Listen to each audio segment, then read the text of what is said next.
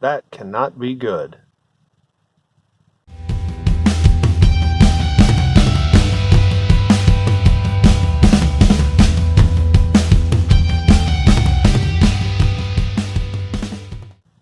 So a couple of days ago, I had to make new rear hard brake lines for this Toyota Camry.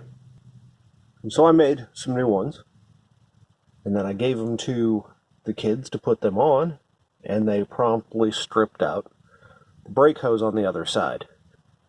Really, it boils down to not knowing exactly how to do it, and maybe not asking for assistance as well, but there's an easy way to put these things on and a hard way. They went the hard way.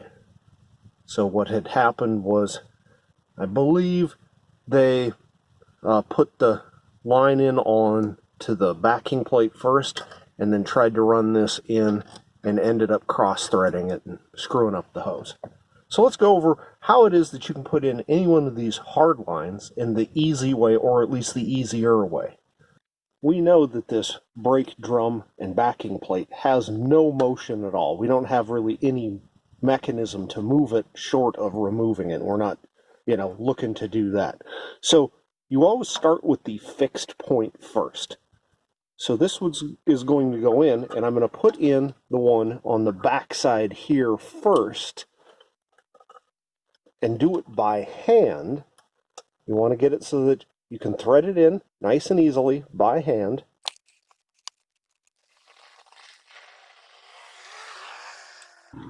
And you only want to get it at least somewhat snug.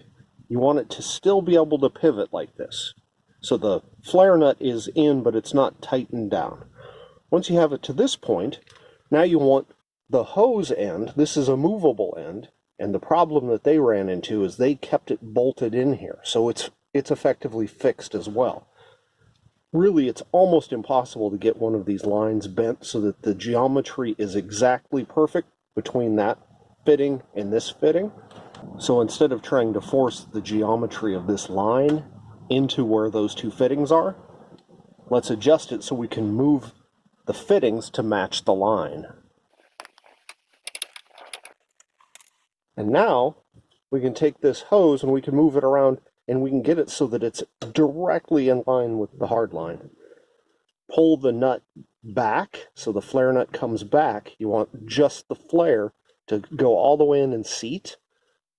Then we push the flare in, and again, do this by hand.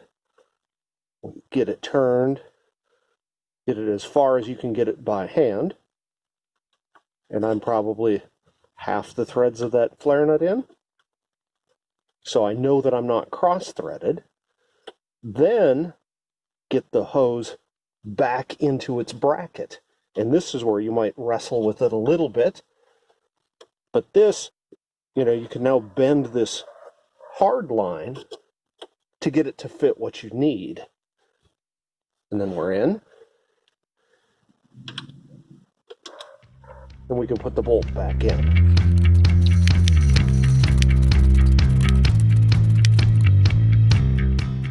Right, now we'll just tighten down both ends with a flare wrench.